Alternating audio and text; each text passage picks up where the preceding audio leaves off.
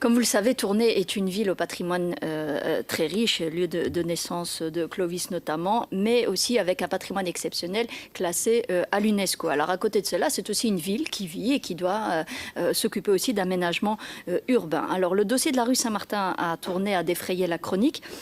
Depuis plusieurs mois, la situation est bloquée. Récemment, l'auditeur du Conseil d'État a donné raison à la ville de Tournai dans son recours introduit contre la région wallonne. Pour un petit rappel, comme vous le savez, le projet de la ville prévoyait d'utiliser du béton désactivé dans le cadre des travaux de réfection.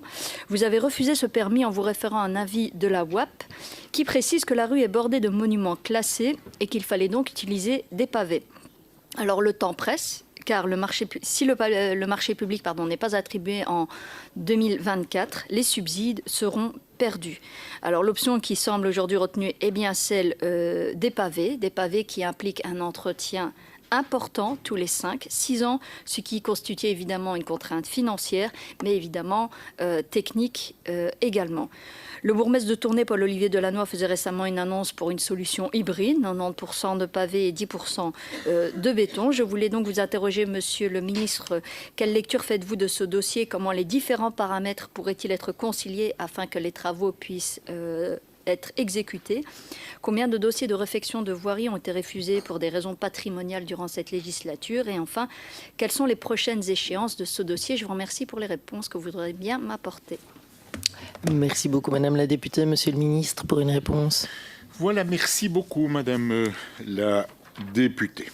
Donc, tout d'abord, la situation de la réfection de la rue Saint-Martin n'est pas bloquée, puisque le fonctionnaire délégué a délivré un permis d'urbanisme le 19 octobre 2023 sur la base d'un second projet modifié qui conciliait mieux les différents enjeux soulevés par cet aménagement, notamment l'intégration de la mobilité douce, la préservation et le respect du patrimoine, et ceci en adéquation avec les récents aménagements de voiries en intramuros, notamment à la rue Royale, autre axe majeur vers le cœur de ville, ouvrant un axe visuel sur la cathédrale et le beffroi. Ce second projet est plus adapté à son contexte car il a apporté les modifications suivantes. Le revêtement de la voirie en béton désactivé est remplacé entre les éléments linéaires par des pavés de porphyre de remploi de provenance belge. Certaines plantations ont été éliminées pour ne pas altérer la visibilité patrimoniale. Les passages piétons sont réalisés en pavés de pierre de type mosaïque, récupérés sur site et adaptés à la mobilité piétonne. Et par ailleurs, le couloir vélo à l'approche du carrefour avec les boulevards a été supprimé en raison de la création de la bande de confort. Ce permis a été délivré en dérogation exceptionnelle aux normes du guide régional d'urbanisme car l'aménagement ne respecte pas complètement l'article 398 de ce GRU qui a valeur réglementaire. Une solution qui est donc acceptable pour tous a été autorisée et la ville de Tournai était libre de commencer les travaux depuis fin 2023. C'est un dossier que je connais bien pour m'être rendu sur place, avoir été arpenter la rue Saint-Martin et par ailleurs en avoir discuté avec le bourgmestre, Monsieur Delannoy. J'ai pris note, bien sûr, des réactions, certaines étaient excessives, chacun l'a bien compris, à la suite de ma décision initiale. Cette décision initiale, elle a été cassée par le Conseil d'État, mais uniquement pour une question de procédure, une question toute simple. En effet, le Conseil d'État estimait que l'avis émis par l'Agence wallonne du patrimoine n'est en l'espèce pas un avis conforme. Et dès lors que les réunions de patrimoine préalables à la demande de permis d'urbanisme n'étaient pas requises. Cet élément de procédure a été corrigé dans cette nouvelle décision prise fin novembre 2023. Le Conseil d'État n'a donc pas rejeté le fond de la décision. Il a juste relevé un élément de forme dont je viens de vous décrire les contours. En ce qui concerne le refus du premier dossier, que l'avis de la WAP soit conforme ou non, il n'en demeure pas moins que cette instance qui bénéficie de l'expertise en matière de patrimoine, convenons-en, a rendu un avis défavorable. D'autre part, l'avis défavorable de la WAP est conforté par l'avis lui aussi défavorable, on parle toujours du premier projet, d'une autre instance parfaitement honorable et spécialisée, qui est la Commission royale des monuments, sites et fouilles. Relevons encore que l'avis défavorable de la UAP s'appuie notamment sur la non-conformité du projet au schéma de développement communal adopté par qui?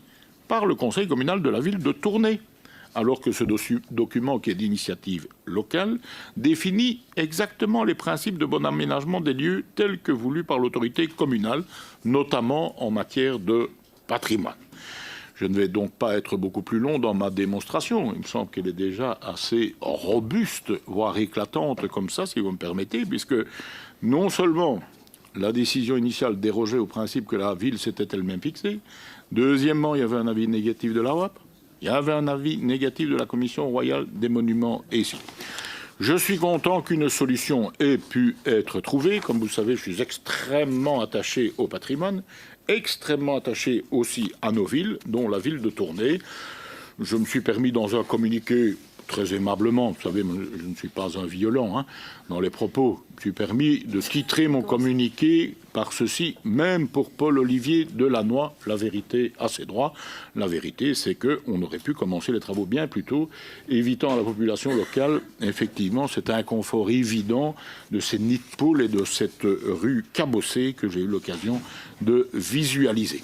Maintenant, en route, préservons le patrimoine. On a trouvé une solution et j'espère que l'ensemble des villes peuvent s'inspirer, et on a beaucoup qui le font, de la volonté en même temps de préserver bien sûr leur patrimoine, c'est une richesse commune, mais en même temps trouver une solution adaptée à la mobilité telle qu'on la rencontre aujourd'hui. Et votre question m'a donné l'occasion de préciser tout ça. Je vous remercie donc très chaleureusement pour votre question. Merci, Monsieur le Ministre. Madame Alouche, pour une réplique. Merci. Monsieur le ministre, donc, vous indiquiez que vous étiez allé vous-même voir l'état de la rue Saint-Martin et on peut tout à fait être d'accord là-dessus pour dire qu'elle est dans un état catastrophique. Okay. Or, il s'agit d'un axe majeur de la mobilité à Tournai. Alors, comme vous, moi, je suis très attachée au patrimoine également. Et vous avez dit dans un autre dossier que vous étiez très orienté solution, et donc le côté pragmatisme qui doit aussi prévaloir. Et donc, je pense qu'une approche globale qui à la fois sauvegarde et met en valeur du patrimoine, mais en même temps qui prend en considération les contraintes d'une ville comme Tournai en termes de mobilité, de bonne gouvernance et aussi de dynamique commerciale, parce qu'ici, concrètement, avec l'option qui est choisie, ça veut dire que tous les 5-6 ans, ça va avoir un coût pour refaire cette route, parce que c'est précisément ce qui va se passer avec une route, un axe majeur qui va être fermé tous les 5-6 ans, alors que je pense que sincèrement un équilibre aurait pu être trouvé.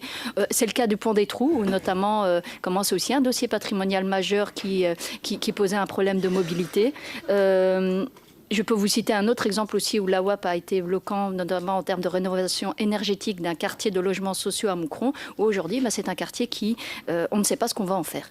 Voilà, parce que concrètement, l'avis de la UAP qui trouve que c'est un cachet patrimonial bloque pour l'instant le dossier. Donc ce serait en tout cas ici une approche globale, que ce soit dans ce dossier, mais aussi pour les prochains, qui puissent être pris en considération. Merci.